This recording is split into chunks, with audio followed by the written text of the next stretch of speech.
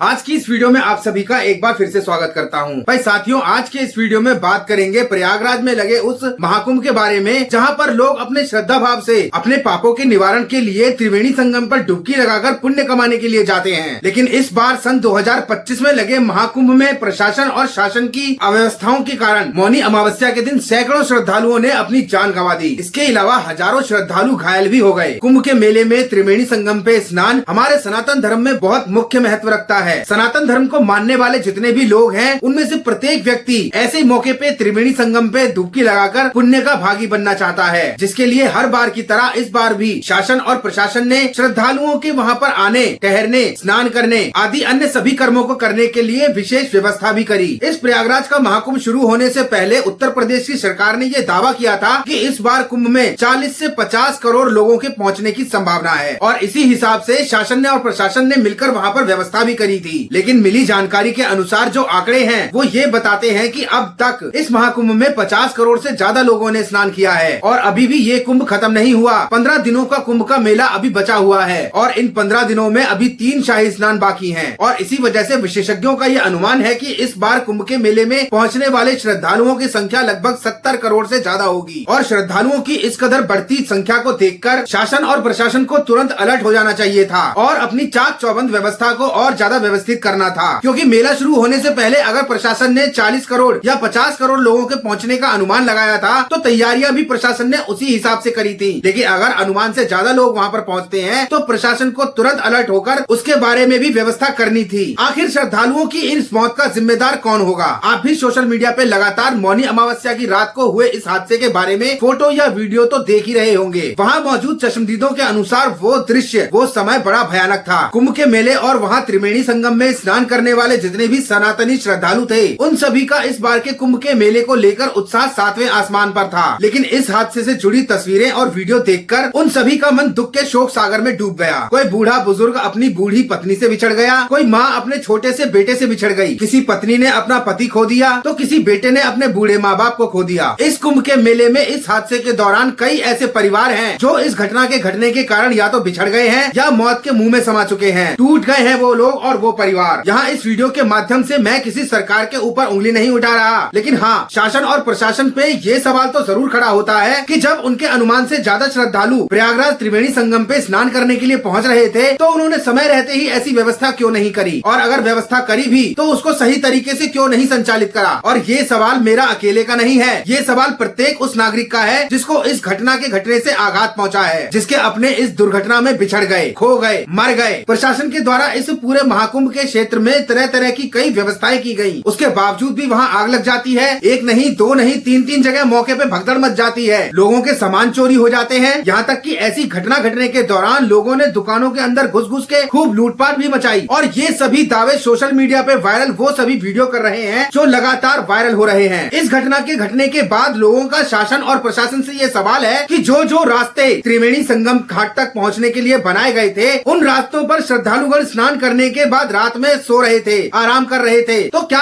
प्रशासन भी सो रहा था? उसे नहीं दिख रहा था कि ये रास्ता है, इस रास्ते पर लोगों का ठहरना वर्जित है, उन्हें वहाँ पर नहीं रुकने देना चाहिए, नहीं सोने देना चाहिए, उनके सोने की, रुकने की कोई अलग व्यवस्था करनी चाहिए। तो फिर ये सवाल खड़ा होता है उन लोगों की तरफ से कि शासन प्रशासन ने उन लोगों को उस रास्ते पर सोने के लिए क्यों अलाउ किया? क्योंकि जिस दौरान श्रद्धालुओं की भीड़ त्रिवेणी संगम की ओर बढ़ी और त्रिवेणी संगम की ओर बढ़ती हुई इस भीड़ में जब भगदड़ मची, तो उसी भगदड़ के दौरान लोग ऐसे भागे कि उन्होंने उस रास्ते में अपने पैरों के नीचे सोते हुए श्रद्धालुओं को ही कुचल दिया, जिसकी वजह से सैकड़ों लोगों की मौके पे ही मृत्यु हो गई। रोड पे अगर कोई नो एंट्री है और एक वाहन नो एंट्री में घुसता है, तो उस वाहन का चालान करने के लिए, उसे रोकने के लिए प्रशासन के 4-4, 5-5, 10-10 पुलिसकर्मी लगे रहते हैं। तो जब सैकड़ों की संख्या में श्रद्धालुगण उस रास्ते पे आ रहे थे, जा रहे थे, वो आने जाने का ही रास्ता था, तो शासन और प्रशासन ने वहाँ पर पुलिस बल की उचित व्यवस्था क्यों नहीं करी? क्यों वहाँ पर श्रद्धालु गणों को उस रास्ते पर पुलिस वालों ने ठहरने से क्यों नहीं रोका, सोने से क्यों नहीं रोका, उनके ठहरने और उनके सोने की उचित व्यवस्था क्यों नहीं करी? क्यों नहीं पुलिस बल मौके पर उतारा गया, जो कि उस रास्ते में बैठे लेटे सोते हुए श्रद्धालुओं को उठाकर जगाकर किसी दूसरे सुरक्षित स्थान की ओर भेजते? मैं अपने इस वीडियो के माध्यम से किसी राजनीति को प्रेरित नहीं कर रहा, मैं केवल अपने इस वीडियो के माध्यम से उन लोगों के दुखों को आप तक, प्रशासन तक पहुँचाने की कोशिश कर रहा हूँ, उनके सवाल आप तक पहुँचाने की कोशिश कर रहा हूँ। इसके अलावा उनका एक सवाल और एक बड़ी समस्या और है, वो है हमारे देश का VIP वीआईपी कल्चर। पूरे देश से करोड़ों श्रद्धालु कोई बस पकड़कर, कोई ट्रेन पकड़कर, कोई पैदल यात्रा करके, तो कोई अपने वाहन पे सवार होकर प्रयागराज महाकुंभ में त्रिवेणी संगम पे स्नान करने के लिए पहुंचता है। बकायदा लाइन लगाता है, प्रशासन और शासन के द्वारा की गई व्यवस्था के अनुसार ही संगम घाट पे स्नान करता है। लेकिन हमारे देश के जो माननीय वीआईपी हैं, वो ऐसे स्थानों पर अपनी लैंड रोवर, फॉर्च्यूनर या हेलीकॉप्टर में आते हैं, सीधा मौके पे क्षेत्र में लैंड करते हैं। उनके लिए रोड रास्ते भी खाली करवा दिए जाते हैं और पल भर में परिवार सहित वो स्नान कर वापस वहाँ से रवाना भी हो जाते हैं। अब यहाँ जो श्रद्धालु हैं, उनका ये सवाल है कि जितने भी वीआईपी कल्चर वाले लोग हैं, उनको ऐसे धर्म क्षेत्र में वीआईपी ट्रीटमेंट क्यों दिया जा रहा है? क्या इस तरह का वीआईपी ट्रीटमेंट लेकर वो पुण्य के भागी बन जाएंगे? जबकि एक एक वीआईपी को दिए गए वीआईपी ट्रीटमेंट में लाखों श्रद्धालुओं को बड़े कष्ट का सामना करना पड़ता है। उनकी वजह से पैदल चलने वाले श्रद्धालुओं का रूट चेंज कर दिया जाता है, उन्हें और घुमाकर त्रिवेणी संगम तक पहुँचाने की व्यवस्था कर दी जाती है, क्योंकि किसी भी तरीके से वीआईपी लोगों के वीआईपी ट्रीटमेंट में कोई कमी ना हो। भाई, हमारे देश में रह रहे करोड़ों श्रद्धालुओं की तरह, करोड़ों सनातनियों की तरह मैं भी श्रद्धालु हूँ, मैं भी सनातनी हूँ। लेकिन ऐसे मौकों पर जो वीआईपी होते हैं, उनको दी जाने वाली वीआईपी सुविधाओं के मैं सख्त खिलाफ हूँ। बात सिर्फ इस समय बीजेपी की, योगी सरकार की नहीं है। सरकार चाहे देश प्रदेश में किसी की भी हो, आप पूरे देश के किसी भी सार्वजनिक स्थल पे चले जाइए, वीआईपी लोगों को ट्रीटमेंट देने के लिए अलग रास्ता, अलग व्यवस्था और अलग तरह का ही व्यवहार किया जाता है। जनसाधारण को डंडे के इशारे पर रास्ता बताया जाता है और वीआईपी लोगों को हाथ फैलाकर रास्ता बताकर उन्हें सैल्यूट भी ठोका जाता है। भाई, जिस तरह हमारे देश के संविधान में, हमारे कानून में प्रत्येक व्यक्ति समान है, फिर चाहे वो कोई आम आदमी हो, कोई स्त्री हो, कोई पुरुष हो, किसी भी धर्म मजहब का हो, किसी भी पद पे हो, मंत्री हो, एमपी हो, एमएलए हो, कुछ भी हो, वो सभी समान है। तो ऐसे सार्वजनिक स्थानों पर आम जनसाधारण की भावनाओं को अलग रख के वीआईपी लोगों को वीआईपी ट्रीटमेंट क्यों दिया जाता है? मेरे साथ साथ शासन और प्रशासन से ये सवाल वो प्रत्येक व्यक्ति पूछ रहा है जिसको इस घटना से आघात पहुंचा है। सवाल तो बहुत है, लेकिन उनसे संबंधित लोगों के पास इन सवालों के संबंध में देने वाला कोई जवाब नहीं है। लेकिन मेरी इस वीडियो के माध्यम से शासन और प्रशासन, साथ ही सरकार से ये अपील है कि प्रत्येक सार्वजनिक स्थल पर वीआईपी लोगों को देने वाले वीआईपी ट्रीटमेंट को खत्म कर देना चाहिए, पूरी तरीके से खत्म कर देना चाहिए। और बाबा साहब के द्वारा निर्मित जो हमारे देश का संविधान है, जो कानून है, जिसमें कि प्रत्येक व्यक्ति को समान अधिकार दिए गए हैं, समान व्यवस्था दी गई है, उसी तरीके से वीआईपी को भी ऐसे सार्वजनिक स्थानों पर समान अधिकार, समान व्यवस्था देनी चाहिए। ये विषय, ये दुख, ये सवाल बहुत ज्यादा है, बहुत बड़े हैं और इन सबके सामने मेरा वीडियो बहुत छोटा है। हो सकता है ये वीडियो प्रशासन और सरकार में बैठे उन लोगों तक ना पहुंच पाए जो इस घटना के घटने के कारण के जिम्मेदार हैं। इस हादसे के बारे में आपके जो भी विचार हो, उसे कमेंट सेक्शन में जरूर मेंशन करिएगा और इस वीडियो को ज्यादा से ज्यादा इतना शेयर करें कि ये वीडियो भी प्रशासन के आला अधिकारियों सहित सरकार के ऐसे लोगों तक पहुंच जाए जिनको ये अधिकार है कि वो इस घटना के होने के कारण का पता लगाएं, जो पीड़ित हैं उनका इलाज करवाएं, जिनके लोग बिछड़ गए उन्हें ढूंढने में उनकी मदद करें और जिनके सगे संबंधी इस हादसे का शिकार होकर मर गए हैं, उनके दुख को कम करने के लिए उनको प्रोत्साहन राशि प्रदान करें। इसके अलावा भविष्य में कभी भी ऐसी कोई घटना ना हो, इस चीज को सुनिश्चित करें। आज की इस वीडियो में बस इतना ही कह के अपनी वाणी को विराम देता हूँ। मिलते हैं अगली किसी नई कानूनी जानकारी भरे नई वीडियो में। तब तक आप सभी खुश रहें, सेफ रहें, स्वस्थ रहें।